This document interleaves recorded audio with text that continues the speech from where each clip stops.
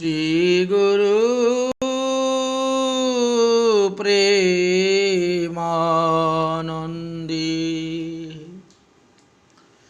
নিতাই গৌর সীতানাথ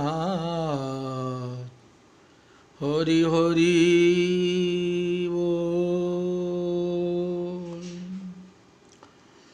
গুরুবে গৌরচন্দ্রায়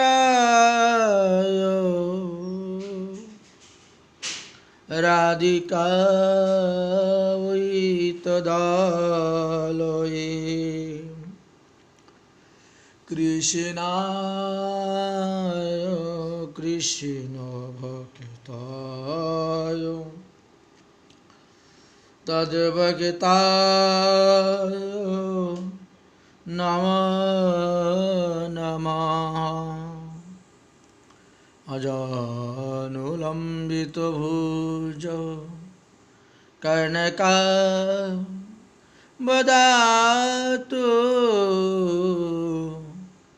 সংকীর্তনৈকপিতরো কমলায়তাক্ষু বিশ্বম্বরা দ্বিজবর যুগধরে মাপালো বন্দে জগতি প্রিয়করো করুণাবতারো।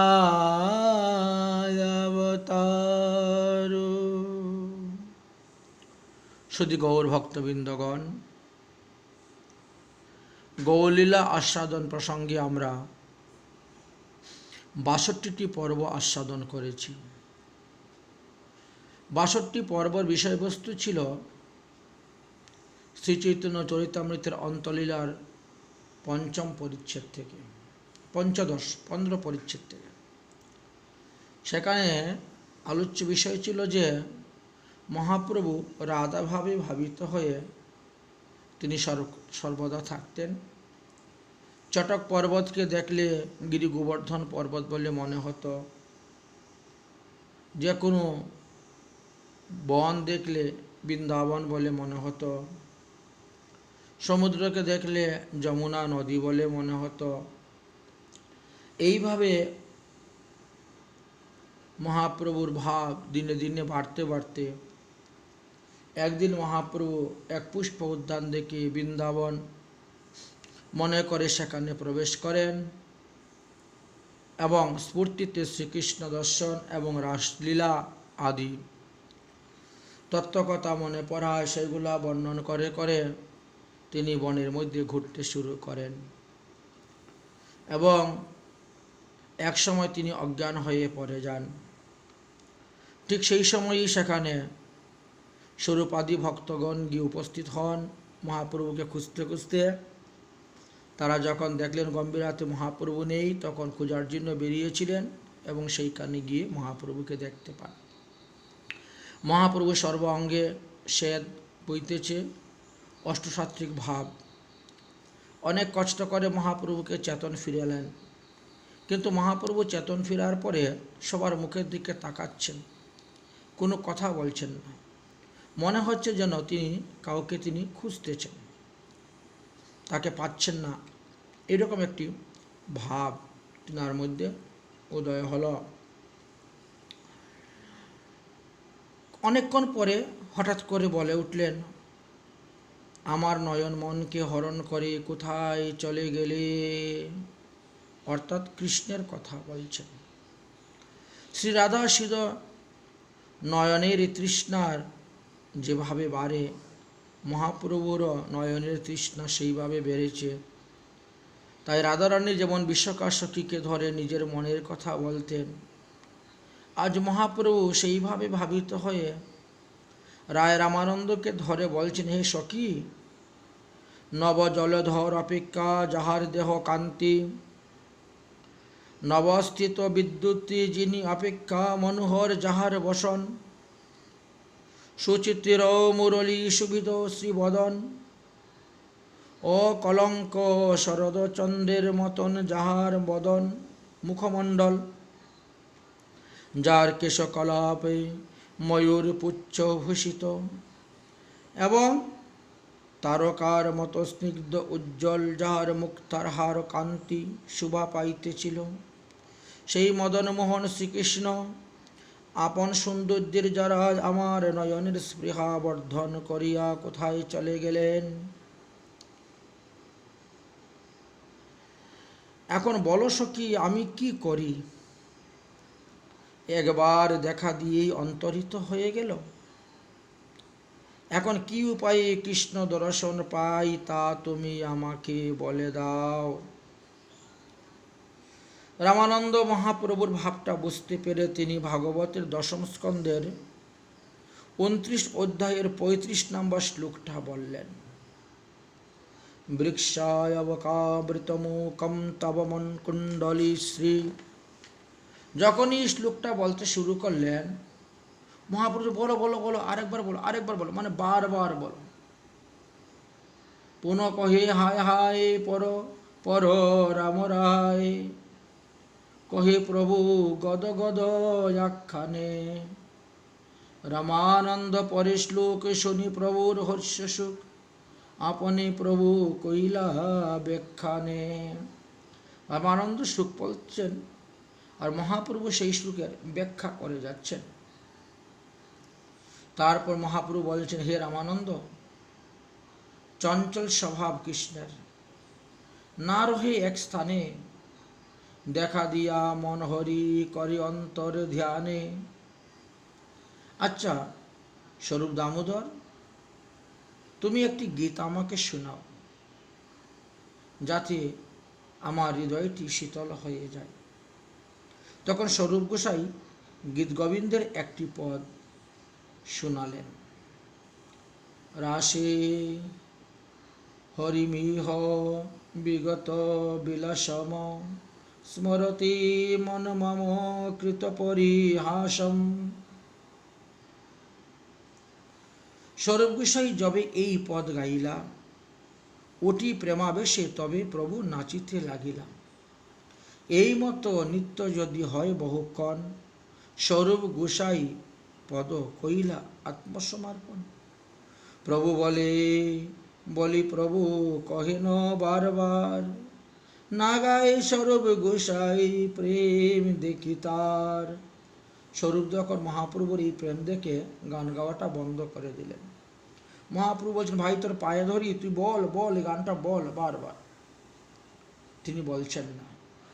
রামানন্দ রায় তবে প্রভুরে বসাইয়া, ব্যঞ্জনাদি করি প্রভুর শ্রম গুছাইলা। ব্যঞ্জনাদি অর্থাৎ বাতাস, বাতাস দিয়ে মহাপ্রভুর শ্রমটাকে দূর করালেন। প্রভুরে লইয়া গেলা তবে সমুদ্রের তীরে, স্নান করাইয়া পুনর লইয়া আইলা ঘরে। ভোজন করাইয়া প্রভুর করাইলা শয়ন, রামানন্দ আদি করে ঘরে গেলা সর্বজন। এইভাবে মহাপ্রভুকে সান্ত্বনা দিয়ে তারপরে তারা স্বস্বগৃহে গমন করলেন। এই বিষয়টি বিস্তারিতভাবে বর্ণন করেছেন শ্রী রূপ গোস্বামী লেখা স্তবমালা গ্রন্থের মধ্যে, আপনারা দেখতে পাবেন। আমরা এখানে সংক্ষেপে মহাপ্রভু লীলা কথার 15 পরিচ্ছেদ বিশ্রাম দিলাম। এখন আমরা অন্তলীলার 16 পরিচ্ছেদের বিষয়বস্তুগুলা আলোচনা করব। বন্দে শ্রীকৃষ্ণ চৈতন্য কৃষ্ণ ভাবামৃত হিয়া, আস্বাদয়াস্বাদয়ান ভক্তান প্রেম দীক্ষাম শিক্ষয়ন। যিনি কৃষ্ণ ভাবনামৃত আস্বাদন করে, ভক্তদেরকে আস্বাদন করিয়ে প্রেম দীক্ষায় শিক্ষা দিয়েছিলেন, সেই কৃষ্ণ চৈতন্যকে আমি বন্দনা করে শুরু করছি 12 বৎসরের রথযাত্রার সময়ে যে ঝরু ঠাকুর গিয়ে উপস্থিত হয়েছিলেন শ্রীধাম নীলাচলে, এই বিষয়ে আমরা আস্বাদন করব। এই বৎসরের রথযাত্রায় রঘুনাথ দাসের কাকা কালিদাস নামে এক পরম ভক্ত ছিলেন, বৈষ্ণব ছিলেন। কৃষ্ণ নাম ছাড়া তিনি আর কিছু বলতেন না। তিনি মহাভাগবত। আবার স্বভাবের দিকে তিনি খুব সরল এবং উদার প্রকৃতির ছিলেন। কৃষ্ণ নামকে তিনি সংকেত করতেন, করেই যে কোনো ব্যবহারিক কার্য তিনি শুরু করতেন। কখনো কখনো কৌতুকবশত পাশা খেলায়ও তিনি বসতেন, তবে হরে কৃষ্ণ বলে পাশার গুটির চাল চালাতেন। কাউকে ডাকতে গেলেও হরে কৃষ্ণ এদিকে আসো, এইভাবে বলতেন। তো বাল্যকাল থেকেই তাহার বৈষ্ণব উচ্ছিষ্ট গ্রহণের খুব অনুরাগ ছিল। এখন তিনি বৃদ্ধ অবস্থা প্রাপ্ত হয়েছেন। গৌড় দেশে যত বৈষ্ণব আছেন সকলের উচ্ছিষ্টই তিনি পেয়েছেন। দৈন্যবশত কোনো বৈষ্ণব যদি তিনার অদরামৃত না দিতেন, তখন তিনি লুকিয়ে থাকতেন এবং যেন তেন প্রকারেণ সেই বৈষ্ণবের অদরামৃত তিনি গ্রহণ করতেন। অর্থাৎ যখন সেই বৈষ্ণব ভোজনান্তে উচ্ছিষ্ট পাত্র ফেলে দিয়ে চলে যেতেন, তিনি লুকিয়ে লুকিয়ে গিয়ে সেই পাত্রটাকে এনে জিভ দিয়ে চেটে চেটে খেতেন। কালিদাস কোনো দিনও কোনো বৈষ্ণবেতে জাতি বিচার করতেন না, জাতি বুদ্ধিতে দেখতেন না। তো একবার শুনতে পেলেন কালিদাস যে সকল বৈষ্ণবের অদরামৃত তিনি পেয়েছেন, কিন্তু ঝরু ঠাকুর নামে এক বিশেষ বৈষ্ণব আছেন, তিনি কোথায়ও নিমন্ত্রণ খেতে যান না, উৎসব ভাণ্ডারায় যান না, তিনি কাউকে অদরামৃতও দেন না, তিনার চরণে ধরে কাউকে প্রণাম দণ্ডবত করতে দেন না। একথা শুনে কালিদাসের মনে বড় লোভ জন্মল। তাহলে আমি সেই বৈষ্ণবের প্রসাদ পাব। তাই কালিদাস কি করলেন, একদিন ইনি কয়েকটি পাকা আম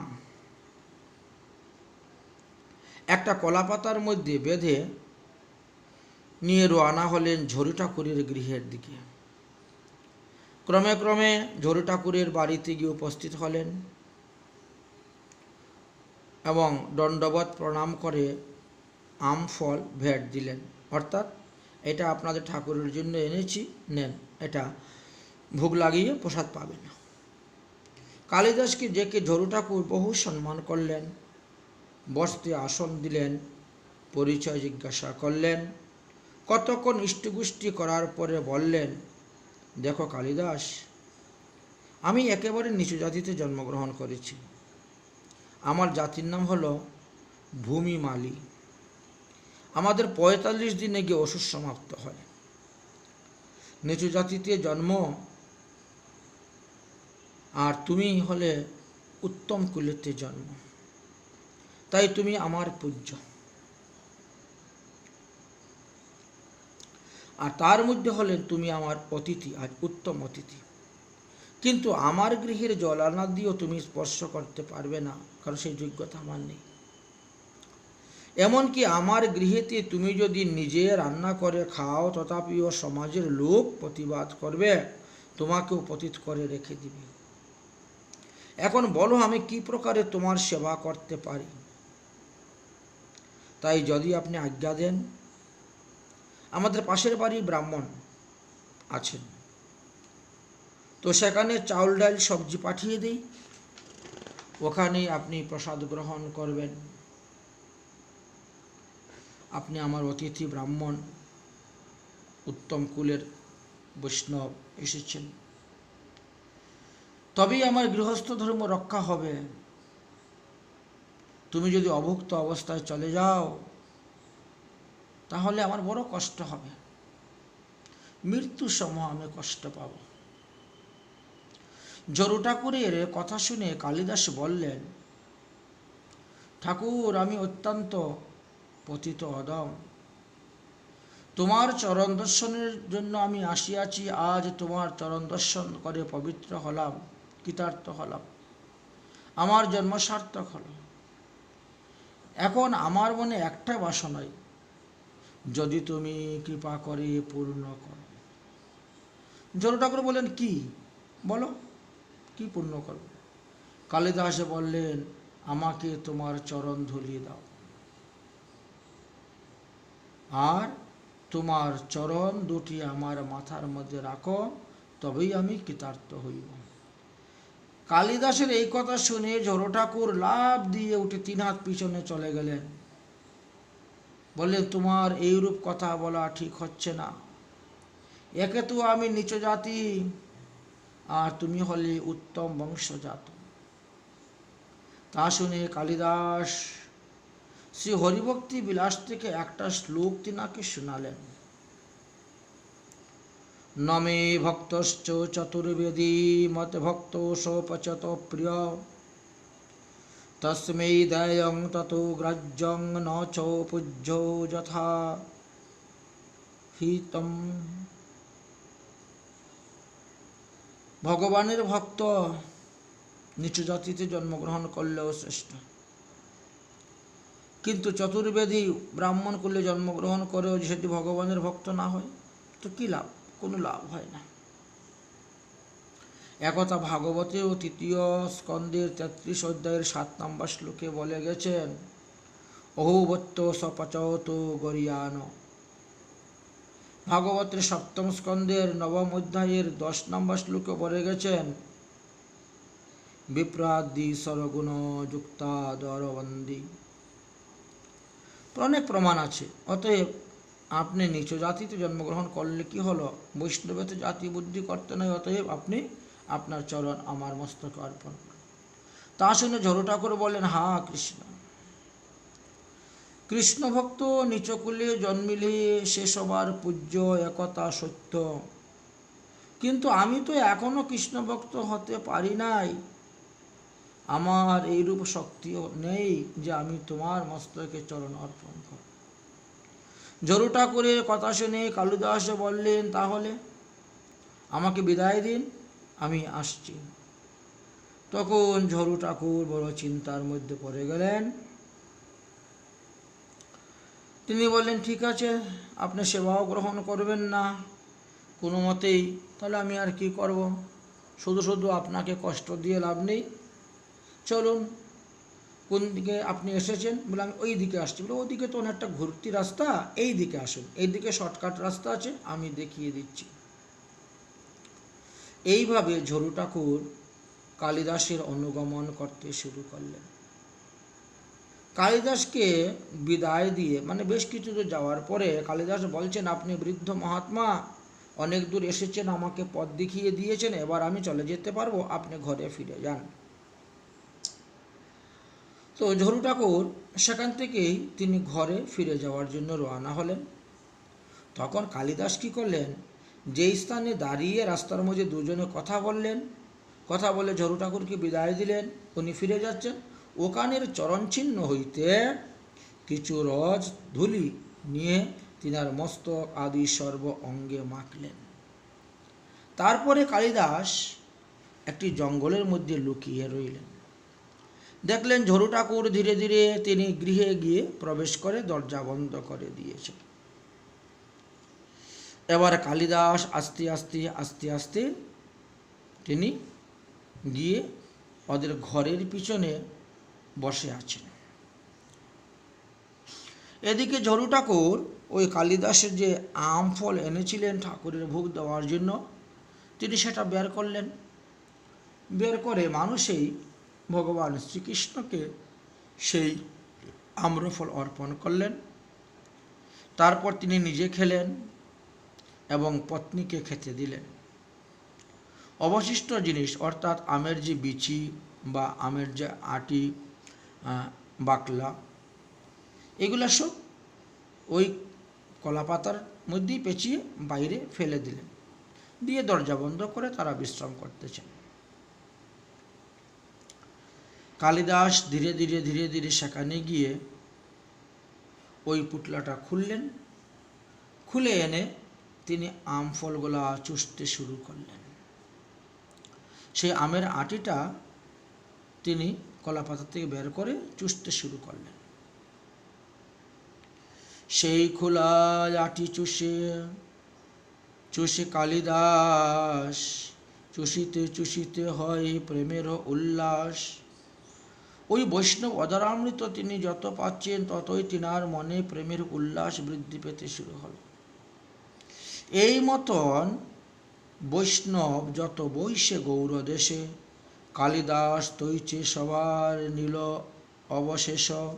অর্থাৎ সকল বৈষ্ণবের অধরামৃতই তিনি এইভাবে গ্রহণ করেছিলেন। সেই কালিদাস এইবার নীলাচলে এসে উপস্থিত হয়েছেন। মহাপ্রভুর 12 বৎসর রথযাত্রা হচ্ছে, এটা 12 নম্বর রথযাত্রা, উপস্থিত হয়েছেন। তো মহাপ্রভু তিনি কৃপা লাভ করলেন। মহাপ্রভু তাকে অনেক আদর করে রেখেছেন।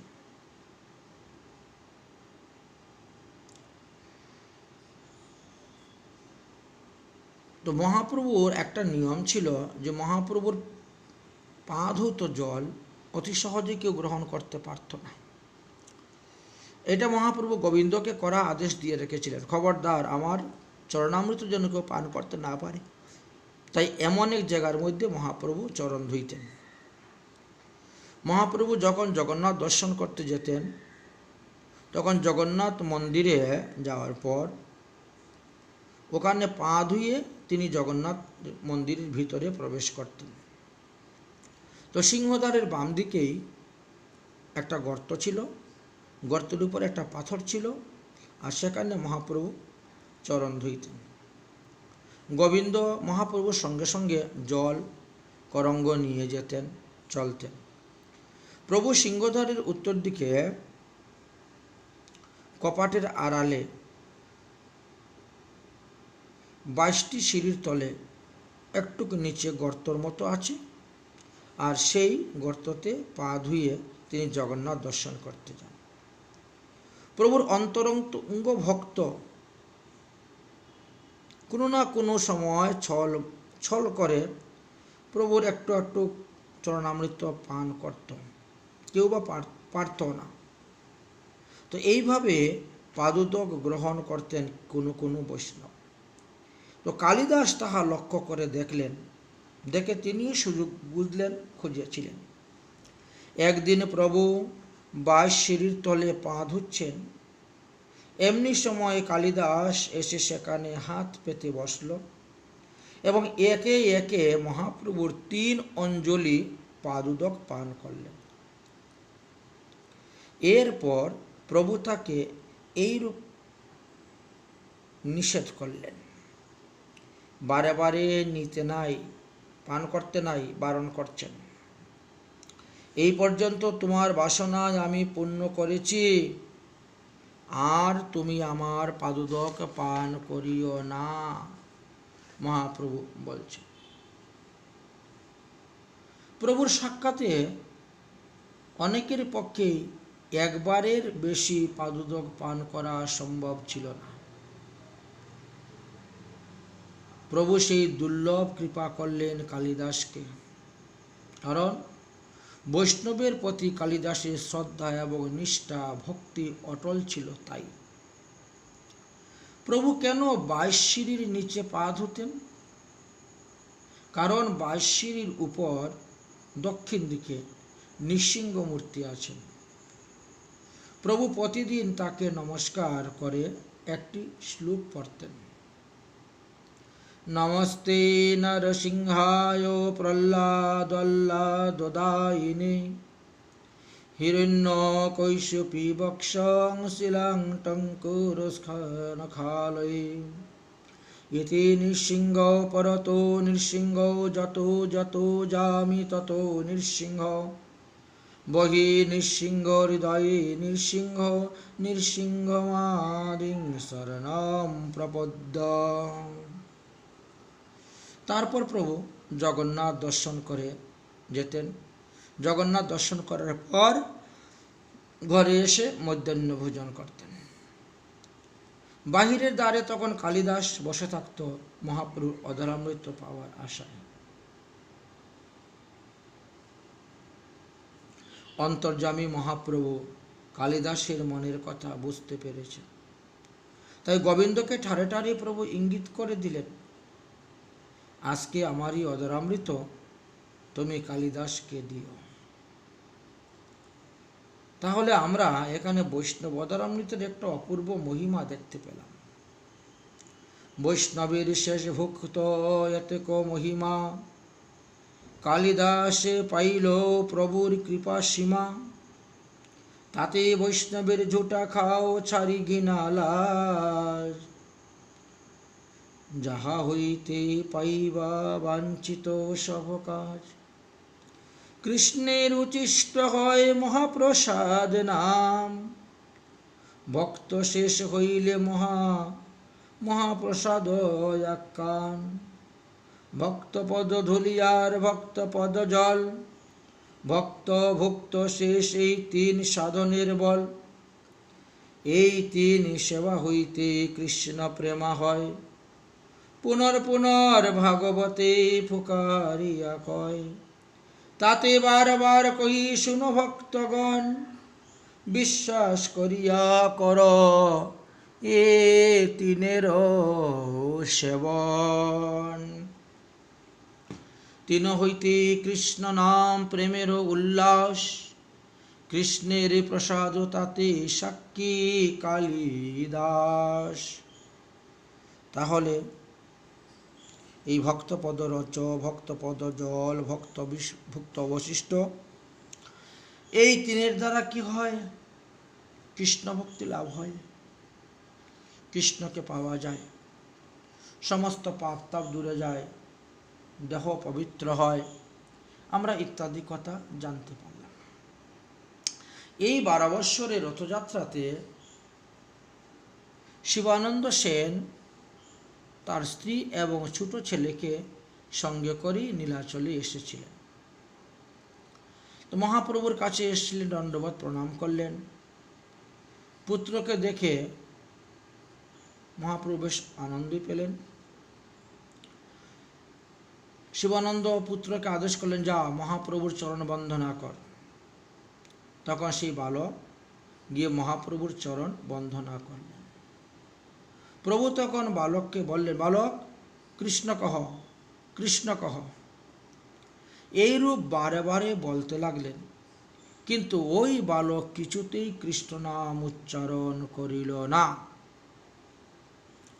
শিবানন্দ কৃষ্ণ বলতে অনেক যত্ন করলেন, তথাপিও এই বালক কৃষ্ণ নাম আর মুখে উচ্চারণ করিল না। বালকের এইরূপ আচরণ দেখে প্রভু বলছেন, হায় রে, আমি জগতের সকলকেই কৃষ্ণ নাম করিয়েছি, এমনকি স্থাবর জঙ্গম পশু পক্ষীকেও আমি কৃষ্ণ নাম দিয়েছি, বৃক্ষ লতা পাতা। সবাই আমার মুখ হইতে কৃষ্ণ নাম শ্রবণ করে, তারা কৃষ্ণ নাম বলেছে, কিন্তু আমি শিবানন্দের এই ছোট ছেলেকে তো কৃষ্ণ নাম বলাতে পারলাম না। এত বড় আশ্চর্যের কথা। বড় চিন্তার মধ্যে পড়ে গেলেন মহাপ্রভু। মহাপ্রভুর কথা শুনে স্বরূপ গোসাই তখন হেসে উত্তর দিলেন। তিনি বলে, প্রভু তুমি তো বালকটাকে কৃষ্ণ বলতে উপদেশ করেছ, আর এই বালক এই কৃষ্ণ শব্দকে দীক্ষা মন্ত্র ভেবে মনে করে নিয়েছে। তাই দীক্ষা মন্ত্র তো জুড়ে উচ্চারণ করতে নাই, প্রকাশ করতে নাই। এই জন্যই বোধহয় এই বালক তিনি কৃষ্ণ নাম উচ্চারণ করিতেছেন না। অথচ সে মনে মনে কিন্তু কৃষ্ণ নাম জপ করিতেছে, কৃষ্ণের ধ্যান করিতেছে। এটা আমি তার হৃদয়, তার মুখ দেখে আমি অনুমান করতে পারছি। তাহলে দেখেন তো কত সুন্দর সিদ্ধান্ত স্থাপন করে দিলেন। কিন্তু আমার মতো মূর্খ যারা, তারা এই স্থানে কুব্যাখ্যা করবেন। তাই এখানে সুসিদ্ধান্ত বলে দিলেন, ওই কৃষ্ণ নামটাই তিনি দীক্ষা মন্ত্র ভেবে গ্রহণ করে নিলেন, যে মহাপ্রভুর উপদেশ বাণী তো। তাই অতঃপর একদিন প্রভু বালককে বললেন, পুরীদাস, পড়ো। তুমি একটি শ্লোক রচনা করে বলো তো দেখি। বলার সঙ্গে সঙ্গে ওই বালক প্রভুর কৃপায় শ্লোক রচনা করে তিনি বলতে শুরু করলেন, সমর্থ হয়ে গেলেন। সেই শ্লোকটা কি ছিল জানেন? শ্রবসো কুবলয় মুক্ষুং রঞ্জন মুরৌসু মহেন্দ্র মণিদাম বৃন্দাবন রমণীনাং মণ্ডলম অখিলম হরি জয়তি। 7 বৎসরের বালকে নাহি অধ্যয়ন, সে এখনো স্কুলেই যায় নাই, ওই যে শ্লোক করে লোকের চমৎকার মন। কারণ আজকে থেকে 500 বছর আগের কথা, তো এত বছর আগের কথা বলা হচ্ছে। তখন তো 7 বছরের ছেলেরাও স্কুলে যেত না, সে স্কুলেই যায় না, অথচ এত সুন্দর শ্লোক রচনা করে বলে দিল। একদিন মহাপ্রভু জগন্নাথ দর্শন করতে গেলেন। এমন সময় সিংহদ্বারের দ্বারপাল এসে প্রভুর চরণে প্রণাম করলেন। প্রভু তখন তাকে জিজ্ঞাসা করলেন, বলো আমার প্রাণনাথ কৃষ্ণ কোথায়? তখন সেই দ্বারপাল বললেন, এখানেই তো ব্রজেন্দ্রনন্দন আছেন, আমার সাথে আসো, তোমাকে কৃষ্ণ দর্শন করাইয়ে দিব। তা শুনে প্রভু তার হাত ধরে বললেন, তুমি আমার সখা, নিয়ে চলো ভাই, কৃষ্ণ দর্শনে যাই। জগন্নাথ তৎক্ষণাৎ মুরলীবদন ব্রজেন্দ্র নন্দন রূপ ধারণ করে দাঁড়িয়ে রইলেন।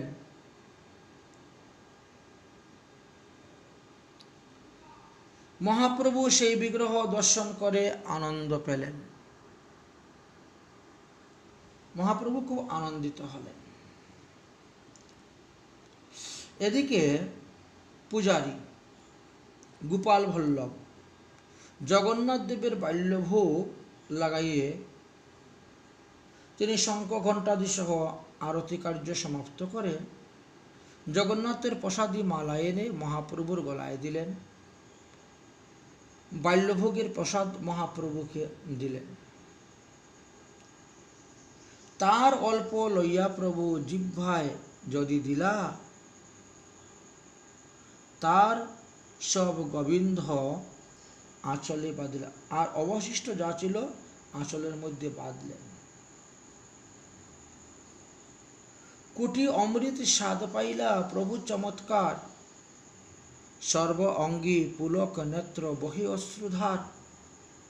প্রভু কহিলেন, এই যে দিলা কৃষ্ণ অধরামৃত, ব্রহ্মাদি দুর্লভ এই নিন্দেহে অমৃত। অর্থাৎ সমুদ্র মন্থনে যে অমৃত, এই অমৃতকেও নিন্দা করে দেয় ভগবানের অধরা অমৃত।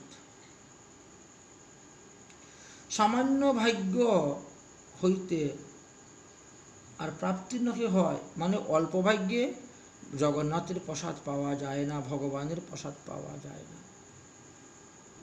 কৃষ্ণের যাতে পূর্ণ কৃপা, সেই তাহা পায়।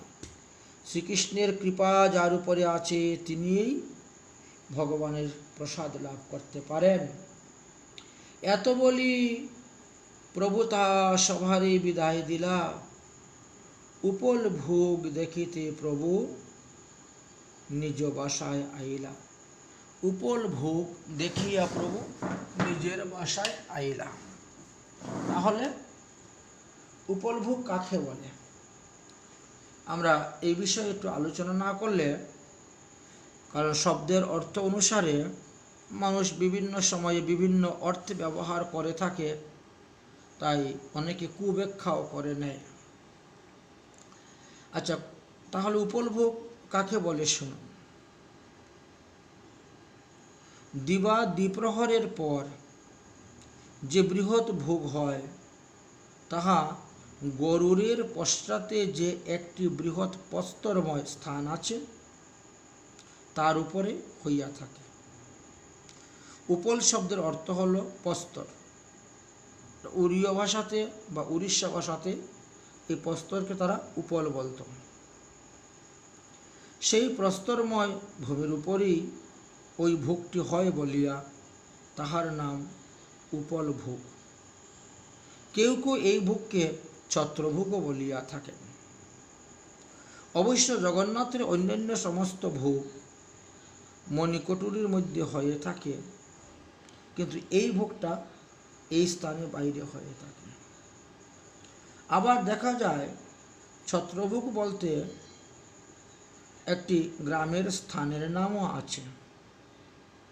24 পরগনা জেলার মাগরাহাট স্টেশনের পূর্ব দিকে 20 কিলোমিটার দূরে ওই গ্রামকে কেহ কেহ খড়ি বলেন।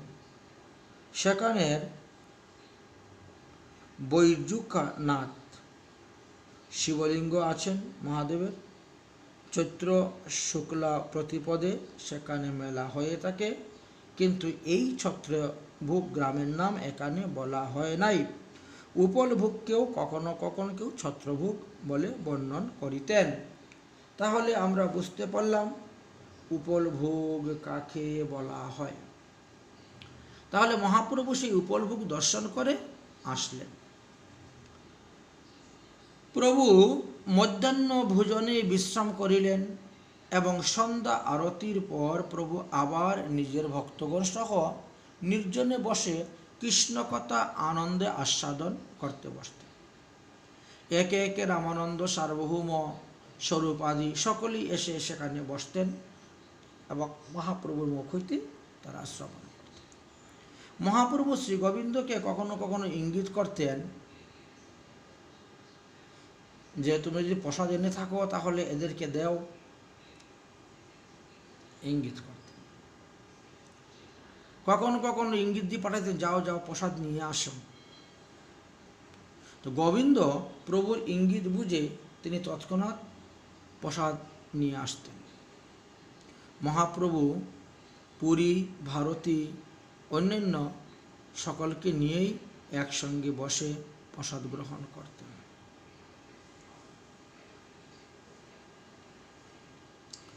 হরিধ্বনি করি প্রভু কইলা আস্বাদন, আস্বাদিতে প্রেমমত্ত হইল সবার মন। তো প্রভু এইভাবে প্রসাদ গ্রহণ করে আস্বাদন করে কখনো কখনো প্রেমমত্ত হয়ে যেতেন। আমরা মহাপ্রসাদের মহিমার কথা দেখতে পাই, শাস্ত্রে আছে মহাপ্রসাদে গোবিন্দে নাম ব্রহ্মণি বৈষ্ণবে স্বল্প পুণ্যবতাং রাজং বিশ্বাস নৈব জায়তে। অল্প ভাগ্যে এই প্রসাদ পাওয়া যায় না, বহু ভাগ্যের ফলে প্রসাদ পাওয়া যায়। যে মানুষের বৈষ্ণবের প্রতি শ্রদ্ধা হয় নাই, বিশ্বাস হয় নাই, প্রসাদের প্রতি বিশ্বাস হয় নাই, গোবিন্দের নামের প্রতি বিশ্বাস হয় নাই, সে কখনো মুক্তি লাভ করতে পারবে না। মহাপ্রভু কখনো কখনো রায় রামানন্দকে বলতেন যে শ্রীকৃষ্ণের অধরামৃত দিয়ে তুমি একটি শ্লোক রচনা করে আমাকে শোনাও তো। রামানন্দ রায় তখন ভাগবতের 10ম স্কন্ধের 31 অধ্যায়ের 14 নম্বর শ্লোকটি শোনাতেন। সুরত বর্ধন শোকনাশনাম সরিতবেনুনা শিষ্টচুম্বিতম বিতর রাগবিস্মরণার্ণিনাং বিতর বীরনা স্থৈদরামৃতম। এই তো শ্লোক শুনি মহাপ্রভু মহামত্ত হইলেন। শ্রী রাধিকার উৎকণ্ঠা শ্লোক আপনি পড়িলেন। এই গোপী গীতে শ্রীকৃষ্ণের অধরামৃতের মহিমার কথা বর্ণন করে গিয়েছেন। সেটা শুনে মহাপ্রভু বড় আনন্দ পেলেন। পরম দুর্লভ এই কৃষ্ণ অধরামৃত, তাহা যে পায় তার সফল জীবন। যে ব্যক্তি সর্বদা ভগবানের প্রসাদ গ্রহণ করেন তাহার জন্ম সার্থক, তাহার মনুষ্য দেহ সফল। আর যাহারা এই রকম মনুষ্য দেহ, দিব্য দেহ, যোগ্য দেহ পেয়েও, এত সুন্দর সুযোগ পেয়েও, সুবিধা পেয়েও সদ্গুরুর চরণাশ্রয় করে না, বা কেউ কেউ সদ্গুরুর চরণাশ্রয় করেও মৎস্য মাংসাদি ত্যাগ করতে পারে না, তারা প্রবৃত্ত মার্গতে পড়ে আছে, নিবৃত্ত মার্গতে যেতে পারে না, তারা নির্লজ্জ, তাদের বেঁচে থাকাটাই বৃথা। যোগ্য হইয়া যদি কেহ প্রসাদ না পান, তবে সেই নির্লজ্জ ভৃতা ধরে প্রাণ। যদি কোনো অযোগ্য ব্যক্তি কৃষ্ণ অধরামৃত সর্বদা পায়, তবে জানিবে কোনো না কোনো জন্মের তার তপস্যা ছিল, সেই তপস্যার বলে আজ তাহার প্রসাদের প্রতি রুদ্ধি এসেছে। এইভাবে স্বরূপ দামোদর রায় রামানন্দের সঙ্গে কথা বলতে বলতে মহাপ্রভু সমস্ত রজনী কাটিয়ে দিতেন। একদিন প্রভু স্বরূপ এবং রায় রামানন্দকে সঙ্গে কৃষ্ণকথা আনন্দ আবেশে অর্ধেক রাত্রি কাটিয়ে শয়ন করেছেন। তারপরে স্বরূপ এবং রামানন্দ যখন নিজ গৃহে চলে গেলেন, গম্ভীরার দরজায় গোবিন্দ তখন শয়ন করলেন। 3টি দরজাই বন্ধ করা আছে। মহাপ্রভু ভিতরে আছেন, তিনি উচ্চস্বরে কৃষ্ণ নাম করতেছেন বিভিন্ন রাগ রাগিনীর দ্বারা। তার মধ্যে হঠাৎ তিনি শ্রীকৃষ্ণের বেণুধ্বনি শুনতে পেলেন। তাই রাধা যেমন কৃষ্ণের বেণুধ্বনি শুনে সব ভুলে যেতেন, মহাপ্রভু আজ রাধার মতন সব কিছু ভুলে গিয়ে অবশেষে তিনি সেই ধ্বনি কোন দিকে আসতেছে সেই দিকে ধাবিত হতে লাগলেন। এবং জগন্নাথ মন্দিরের সিংহদ্বারের দক্ষিণে যেখানে তেলেঙ্গা গাভীগণ আছেন, সেইখানে প্রভু গিয়ে অচেতন হয়ে পড়ে গেলেন।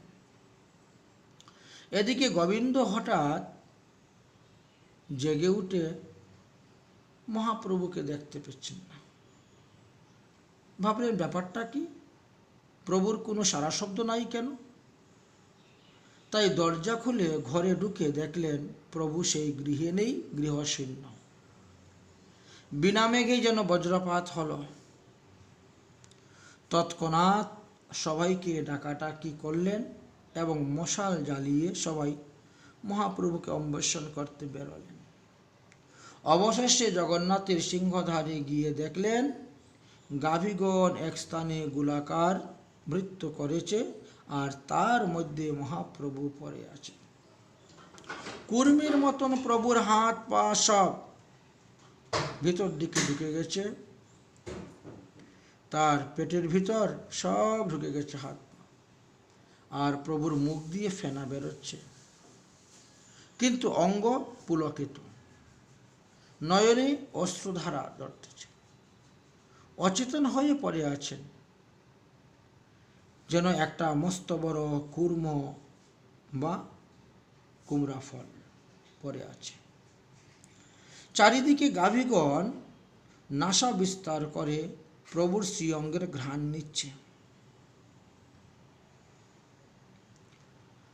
গোবিন্দ তাড়াতাড়ি কি করলেন, সেই গাভীগুলোকে সরিয়ে দিলেন। গাভীগণ যেতে চাচ্ছে না। তখন অন্যান্য ভক্তগণ লাগলেন, দিয়ে গাভীগুলোকে সরালেন। ভক্তগণ উচ্চস্বরে কৃষ্ণনাম করতে লাগলেন। কীর্তনের ধ্বনি যখন মহাপ্রভুর কর্ণে প্রবেশ হলো, তখন তিনি একটু বাহ্য জ্ঞান ফিরে পেলেন। স্বরূপকে দেখে বলছেন, স্বরূপ তুমি আমাকে কোথায় নিয়ে এসেছো?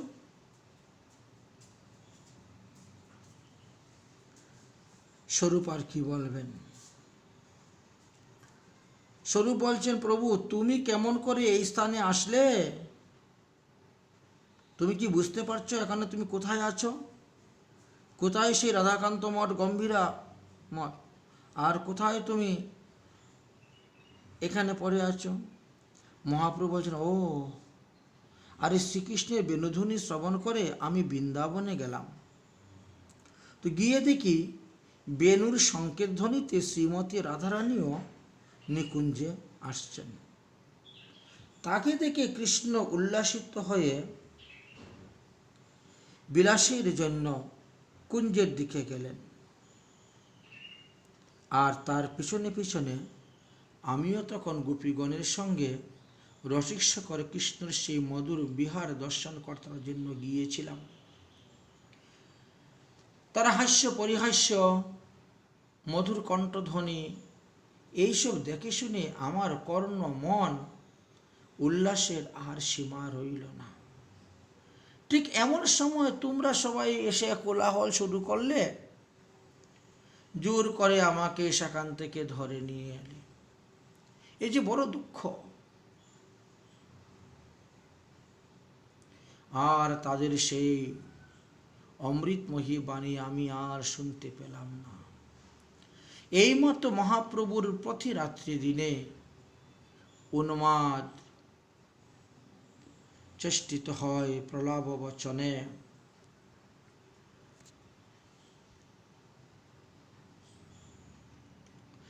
একদিন যত হয় ভাবেরও বিকার, সহস্র মুখেতে বর্ণে যদি নাহি পায় পার। এক এক দিনে মহাপ্রভুর যত ভাবের বিকার হতো, বলছেন 1000 লোকে যদি বসে তাহা বর্ণন করে তাও শেষ করতে পারবে না। তাই বলছি, সর্বভাবে ভজ লোক চৈতন্য চরণ, যাহা হইতে পাইবা কৃষ্ণ প্রেমামৃত ধন।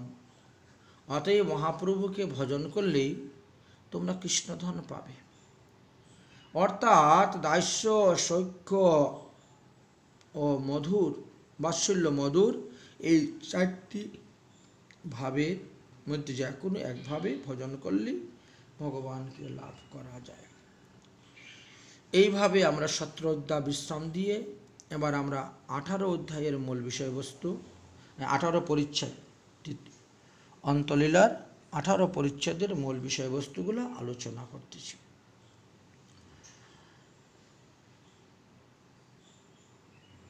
এক এক দিন মহাপ্রভুর দেখে এক এক রকম ভাবের উদয় হতো।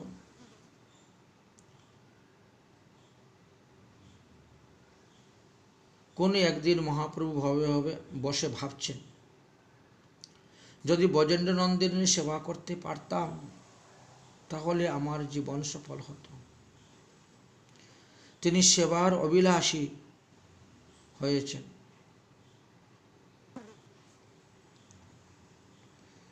হয়ে তিনি ব্রজেন্দ্র নন্দনের সেবা করার জন্য অভিলাষী হয়েছেন।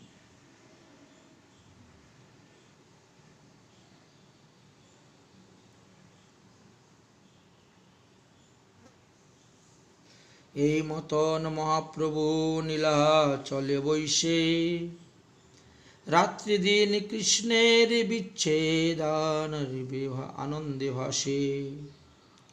12 বৎসর যে যে লীলা ক্ষণে ক্ষণে, অতি বাহুল্য ভয়ে গ্রন্থ না কইল লিখনে। এই 12 বৎসর মহাপ্রভু যে যে লীলা করেছিলেন, এই যে 12টি রথযাত্রার কথা বললাম, গ্রন্থ বিস্তার হবে সেই ভয়ে কৃষ্ণদাস কবিরাজ গোস্বামী সব বিস্তারিতভাবে বর্ণন করেন নাই। তিনি কেবল সংক্ষিপ্ত আকারে টিকা বা সূত্র করে বলে গিয়েছেন।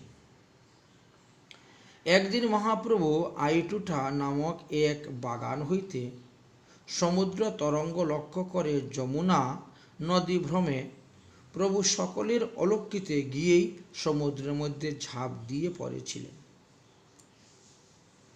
পণ্ডিতেই হইল পরিতেই হইলা মূর্ছা, কিছু না জানয়, কবু ডুবয় কবু ভাসয় তরঙ্গে। মানে মহাপ্রভু যেই মাত্র গিয়ে ঝাঁপ দিয়ে পড়লেন, তৎক্ষণাতেই তিনি অজ্ঞান হয়ে গেলেন। এই তরঙ্গেতে তিনি যে কখন ডুবতেছেন, কখন ভাসতেছেন, তা তিনি কিছুই বুঝতে পারছেন না।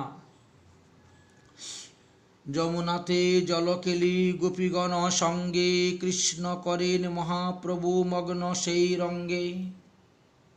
মহাপ্রভু দেখতেছেন যে শ্রীকৃষ্ণ রাধিকা এবং গোপীদেরকে নিয়ে যমুনাতে জল খেলা করতেছেন, আর সেই আনন্দেতে তিনি মগ্ন হয়ে ভাসতেছেন। তিনার এদিকে কোনো হুঁশ জ্ঞান নেই।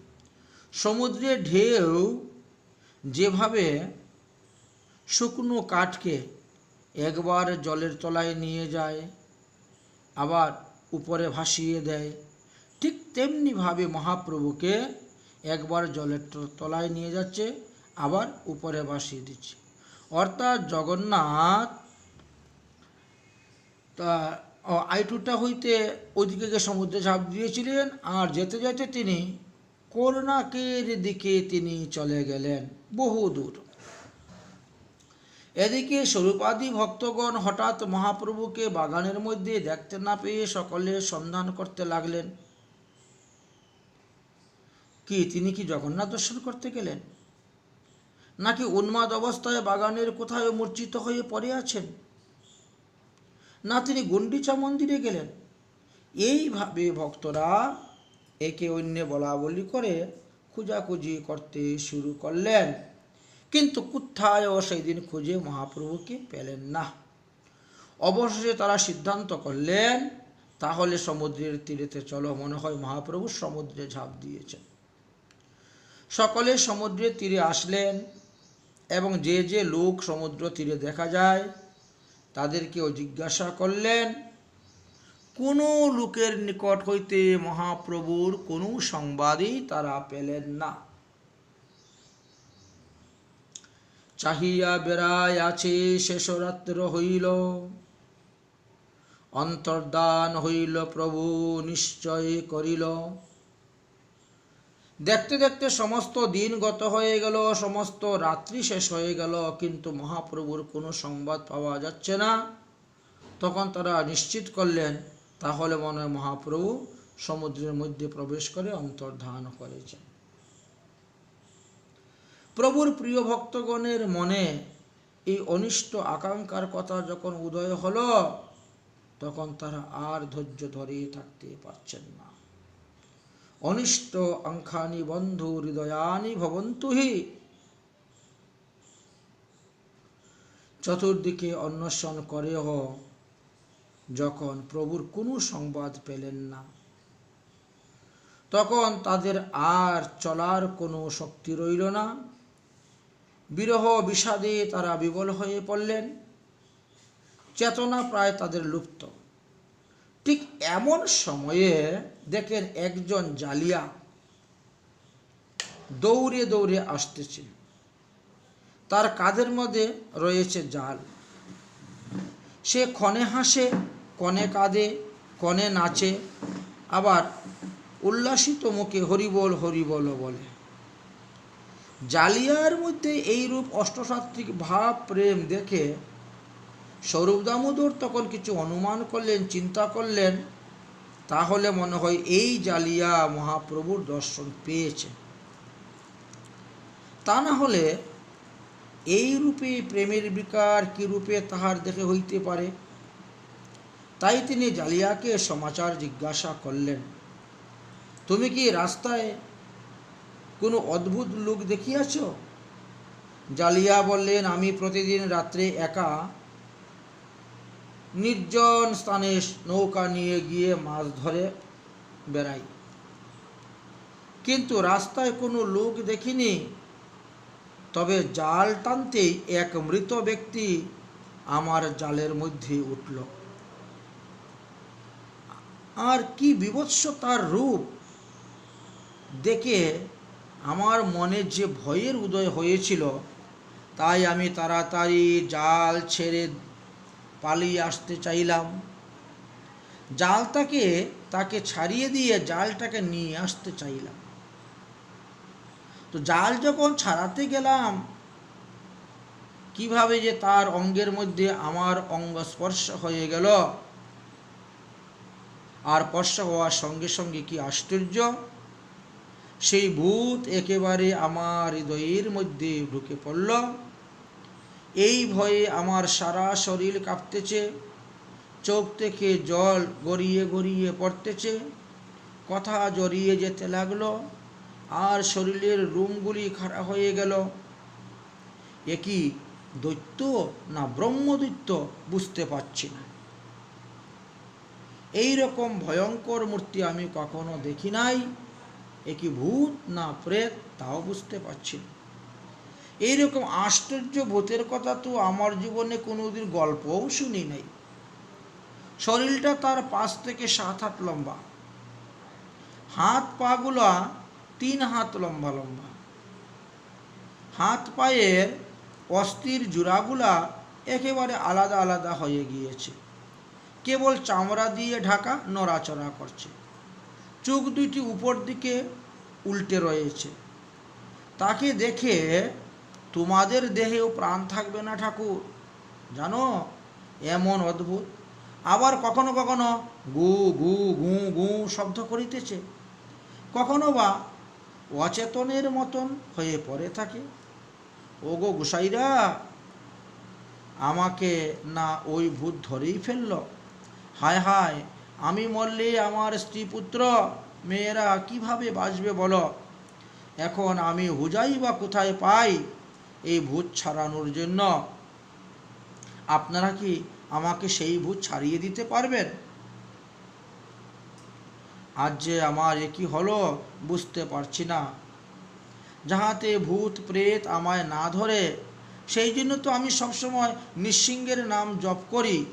কিন্তু এ এত বড় ভূত, আমি যতই নৃসিংহের নাম জপ করি ততই সে দ্বিগুণ আকারে আমাকে চেপে ধরে।